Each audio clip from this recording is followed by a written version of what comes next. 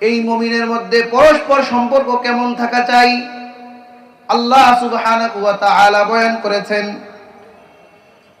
সূরাতুত তাওবার 51 নম্বর আয়াত ওয়াল মুমিনুনা ওয়াল মুমিনাতু বা'যুহুম আউলিয়াউ বা'দ, যে একজন মুমিন আরেকজনের মুমিনের বন্ধু। তাদের কাজ কি? ইয়ামুরুনা বিল মা'রুফি ওয়া ইয়ানহাউনা আনিল মুনকার। একজন ব্যক্তি আরেকজন মুমিনের কল্যাণকামী হবে, তাকে সৎ কাজের আদেশ দিবে, অসৎ কাজ থেকে বারণ করবে। কারণ সৎ কাজ করলে সে আল্লাহ তাআলার নিকটে সম্মানিত হবে, অসৎ কাজ থেকে বিরত থাকলে সে আল্লাহ তাআলার মাসিয়াত নাফরমানি থেকে বেঁচে যাবে।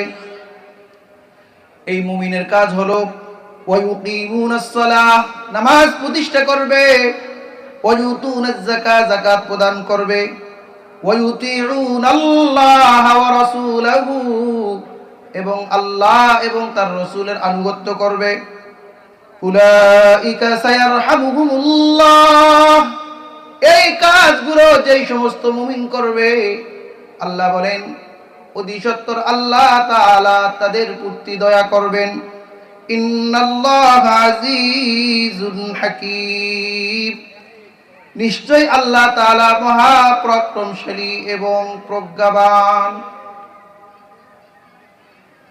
আল্লাহ সুবহানাহু ওয়া তাআলা সূরাতুল মায়েদার 2 নম্বর আয়াতে বলেছেন ওয়া তাআওয়ানু আলাল বিররি ওয়াত তাকওয়া ওয়া লা তাআওয়ানু আলাল ইসমি ওয়াল উদওয়ান, যে